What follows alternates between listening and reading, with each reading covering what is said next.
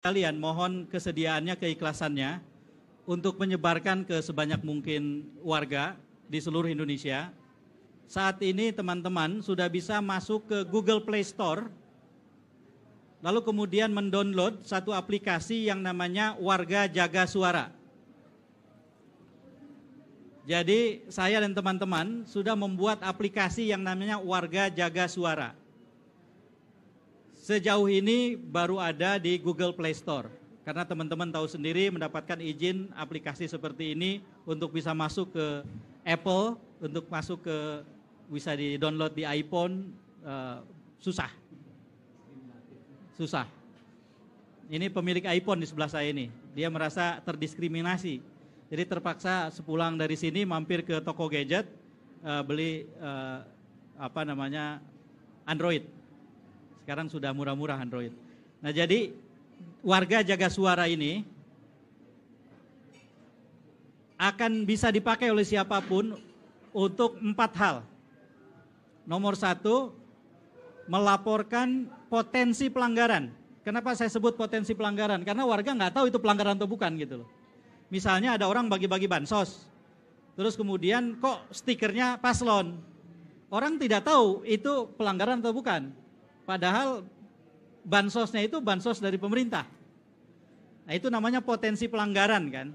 Makanya setiap orang yang melihat potensi pelanggaran itu boleh menggunakan salah satu features di aplikasi ini. Laporkan ke aplikasi itu. Ada ininya dengan sangat mudah. Semua potensi dilaporkan saja. Kami tidak akan menjadi partai atau tim pemenangan.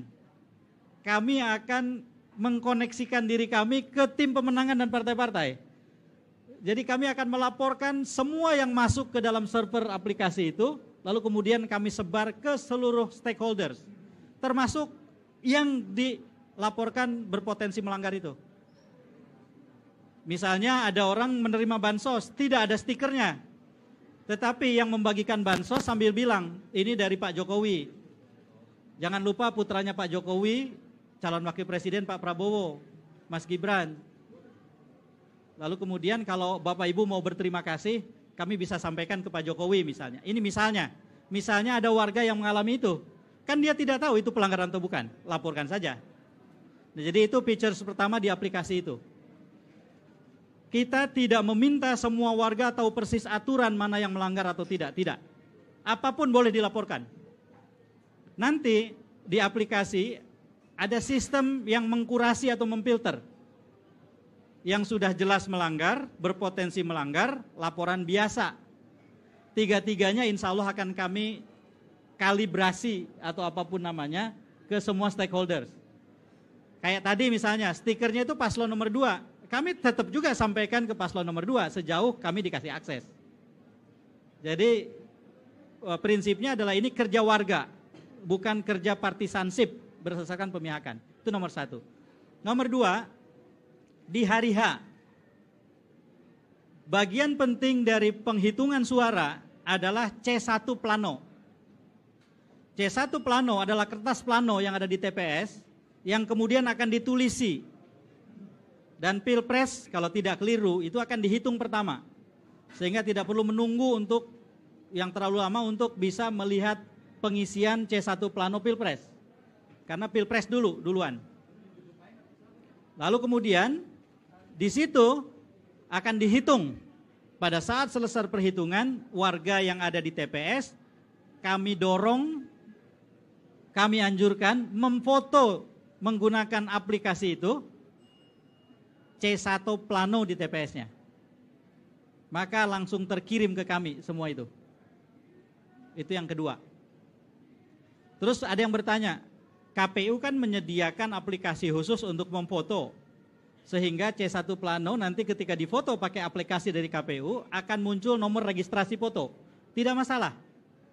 Kami tidak akan menggunakan foto C1 plano itu sebagai alat bukti ketika ada dispute atau ada pertentangan di dalam rekap atau di MK kemudian, bukan.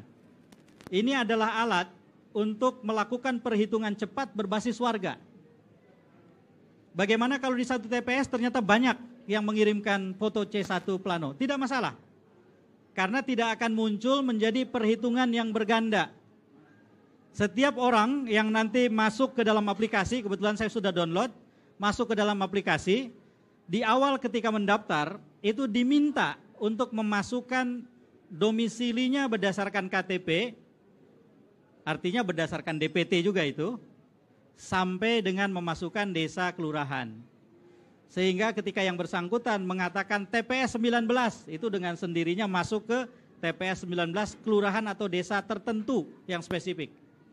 Kalau ada 10 foto yang terkirim ke aplikasi dari TPS yang sama, maka 10 foto itu tidak akan muncul 10. Tapi aplikasi akan memfilter, mengkurasi, muncul hanya 1, dihitung pun hanya 1. Justru yang 10 itu bisa dipakai untuk saling mengkonfirmasi. Jangan-jangan ada yang dengan cepat sudah bisa mengedit foto kan? Dikirim ke aplikasi, bisa saja kan?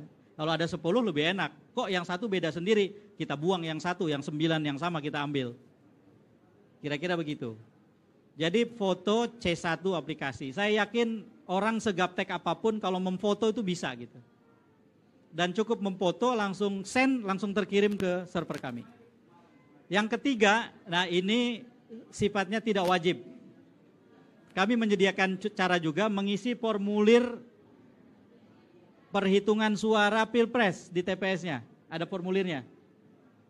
Jadi kalau ada yang mau membantu lebih jauh selain foto C1 plano, sebaran suara Pilpres di TPS-nya dimasukkan ke dalam form yang sudah disediakan di aplikasi itu. Kirim. Nah itu membantu kami. Nanti semua data tadi, C1 yang dikirim plano, kemudian ada yang mengirim, itu saling kami jadikan alat untuk konfirmasi. Ditambah lagi dengan jaringan yang saya dan teman-teman miliki, kami juga akan berusaha untuk mendapatkan kopi C1, dokumen C1. Insya Allah sudah ada beberapa pihak yang dengan senang hati membantu. Saya terus terang sore ini datang ke pertemuan, antara lain ingin meminta mereka yang akan ikut pertemuan itu, yuk kita kolaborasi. Kalau nanti ada fotokopi C1 yang bisa kami akses, kami jadikan sebagai alat untuk mengecek satu dokumen dengan dokumen yang lain. Jadi yang kedua itu, features yang kedua. Features yang ketiga, yang tadi yang ketiga ya, mengisi formulir. Yang keempat, ini feature tambahan. Bagi mereka yang ingin memasukkan data dirinya, tercatat sebagai bagian dari relawan warga jaga suara, itu dipersilahkan didorong untuk memfoto jarinya yang sudah mencoblos, pakai aplikasi, lalu kemudian akan terdata. Jadi kami akan gunakan untuk kebutuhan tertentu ini, foto-foto jari yang sudah ini. Tetapi ada pertanyaan. Saya golput, saya ingin jadi relawan, boleh nggak? Boleh. Maka foto jenis kedua yang boleh dikirim adalah yang seperti ini, Pancasila. Kebetulan tidak ada kandidat nomor 05 untuk Pilpres, jadi aman. Kalau Pileg kan ada, nomor 5 itu siapa ya? Nasdem ya? Nomor 5, oh Nasdem. Partai, kalau partai. Kalau Pilpres kan tidak ada. Jadi kalau tidak mau memilih, boleh dengan jari 5 difoto, masuk aplikasi itu. Itulah 4 features. Kenapa dibikin sebegitu sederhananya? Semakin sederhana, semakin bisa digunakan. Semakin rumit, saya yakin semakin banyak orang yang kemudian lihat aplikasinya saja, itu sudah mengkeret gitu.